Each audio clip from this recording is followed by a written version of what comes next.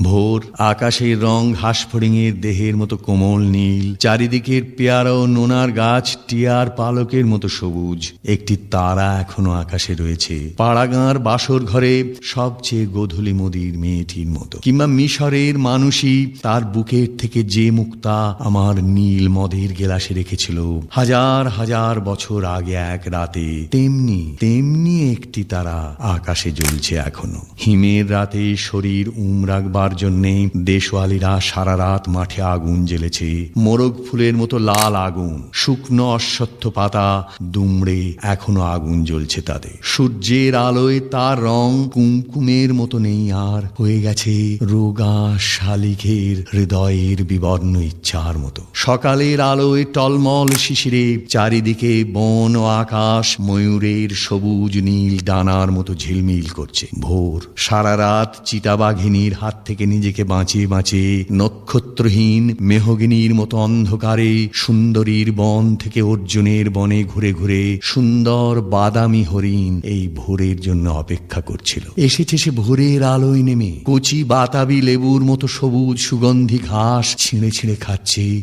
নদীর তীক্ষ্ণ শীতল ঢেউ এসে নামলো ঘুমহীন ক্লান্ত বিহ্বল শরীরটাকে স্রোতের মতো একটু আবেগ দেওয়ার জন্য। অন্ধকারের হিম কুঞ্চিত জরায়ু ছিঁড়ে ভোরের রৌদ্রের মতো একটা বিস্তীর্ণ উল্লাস পাবার জন্য। এই নীল আকাশের নিচে সূর্যের সোনার বর্ষার মতো জেগে উঠে সাহসে, সাধে, সৌন্দর্যে হরিণীর পর হরিণীকে চমক লাগিয়ে দেবার জন্য। একটা অদ্ভুত শব্দ। নদীর জল মচকা ফুলের পাপড়ির মতো লাল। আগুন জ্বলল আবার। উষ্ণ লাল হরিণীর মাংস তৈরি হয়ে এলো। নক্ষত্রের নিচে ঘাসের বিছানায় বসে অনেক পুরনো শিশির ভেজা গল্প, সিগারেটের ধোঁয়া, টেরি কাটা কয়েকটা মানুষের মাথা, এলোমেলো কয়েকটা বন্দুক, হিম, নিষ্পন্দ নিরপরাধ ঘুম।